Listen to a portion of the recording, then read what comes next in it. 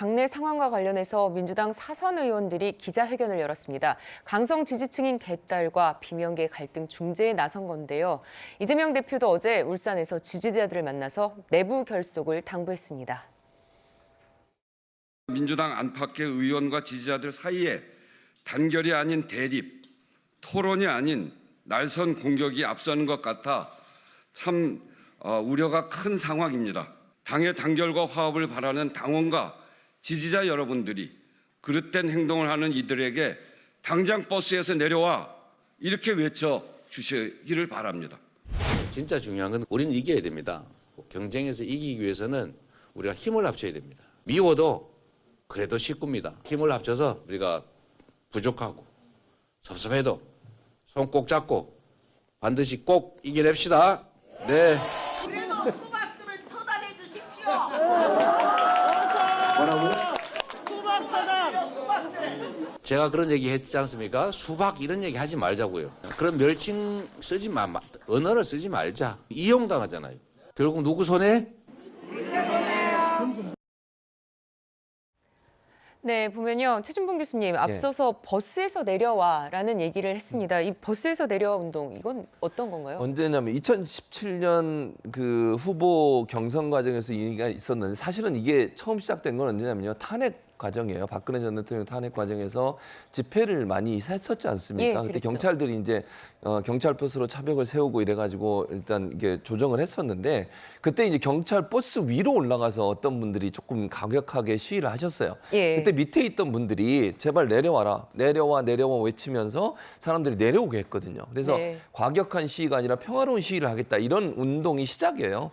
그리고 나서 이제 이게 이번에 사선 의원들이 나와서 말씀하신 것은 뭐냐면 이렇게 내부적으로 뭐 수박 얘기하고 공격하고 이런 부분들을 좀 자제해 달라는 요청이에요. 지금 이재명 대표도 아까 그 당원들과 소통하면서 그런 얘기 했지 않습니까? 예. 그런 언어를 쓰거나 공격적인 단어를 쓰면 도리어 그게 빌미가 돼가지고 여당이 우리를 공격하는 소재가 된다. 그러지 말아달라. 즉 내부적으로 물론 불만이 있을 수 있고 이재명 대표에 대해서 좀 비판적 입장을 내는 사람들에서 공격적인 성향을 보이는 것은 절대 도움이 안 된다. 우리는 함께 손을 잡고 가야 된다라고 여러 번 얘기를 했어요. 그럼에도 불구하고 이제 강성 지지층들은 그런 부분들을 잘 따르지 않아 주시기 때문에 거기에 대해서 아마 이제 사선 의원들이 함께 목소리를 낸 것 같아요. 이러면 안 네. 된다. 우리끼리 뭉쳐야 된다라는 얘기를 한 것 같고요. 특히 눈에 띄는 건 정승 의원도 함께 참여를 했어요. 예. 저는 그래서 이재명 대표의 의중이 실려 있다고 저는 보고요.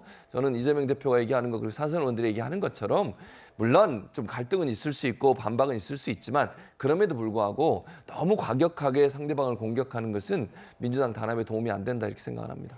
네. 국민의힘에서는 민주당의 이런 모습이 정상적이지 않다면서 이 대표가 더 이상 대표직을 수행할 수 없는 상황 아니냐 이렇게 비판을 하고 있습니다. 그러면서 이 대표를 겨냥해서 불체포 특권 포기 서약까지 했는데요. 직접 보시죠. 자권 민주당의 행태는 정상적인 사고로는 도저히 이해가 안 되는 구석이 한두 가지가 아닙니다. 당 전체가 동원돼서 옹호를 하고 있고 당헌까지 비틀어서 왜곡하면서 직무정지도 시키지 않고 있는 이런 상황이 계속되고 있습니다. 오늘 국민의힘 소속 국회의원 48명은 헌법 제44조에 명시된 국회의원 불체포 특권을 포기할 것을 국민 앞에 서약합니다. 더 이상 불체포 특권을 의원의 비리 방어 수단으로 악용하는 것을 시대와 국민이 용납하지 않습니다.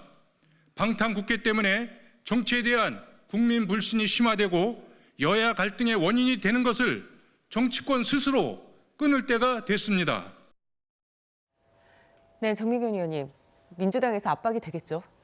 엄청난 압박이 되리라고 저는 봐요. 왜냐하면 결국은 이 체포 동의에 대해서 부결시킬 건지 가결시킬 건지 이 핵심 키는 민주당이 갖고 있어요. 네. 왜냐하면 민주당 국회의원들을 다 빼고 나머지 국회의원들에 의해서 그게 좌지우지 되는 게 아니라 결과적으로 민주당이 어떤 입장을 취하느냐에 따라 이게 달라지잖아요. 근데 지금까지 그 민주당에서 보여줬던 거는 이재명 대표 방탄을 위해서 지금 부패 비리 범죄를 옹호하는 그런 행태들을 보였잖아요. 예를 들어서 체포 동의에 대해서 다 부결시켜 버렸습니다. 네. 그럼 이번에 국민의힘 하영재 의원에 대해서 만약에 그 일관성 있게 나가려면 여기서 이제 그 부결을 시켜야 되는 거거든요. 그렇게 되면 국민들이 결국 민주당은 그 국회의원들에 대한 그 특권을 계속 유지하면서 비리 범죄에 대해서는 눈을 감고 있다. 이런 지금 비판이 갈 수밖에 없잖아요. 예. 그럼 만약에 여기서 동의를 해줘 버리면, 가결을 해주면 결국 내로남불에 또 처하게 되는 거예요. 그 다음에 바로 지금 이재명 대표에 대해서 후속 구속영장 청구될 가능성이 되게 높습니다. 네. 쌍방울 사건에 대해서. 그러면 그 부분에 대해서 다시 또 방탄을 할 것이냐. 지금 이런 난국에 빠져 있기 때문에 지금 제가 볼 때는 지금 민주당은 완전히 외통수에 걸려 있습니다. 네. 대표 사법 리스크로 인한 야당 내부의 모습까지 들여다봤습니다. 저희는 다음 주제로 가겠습니다.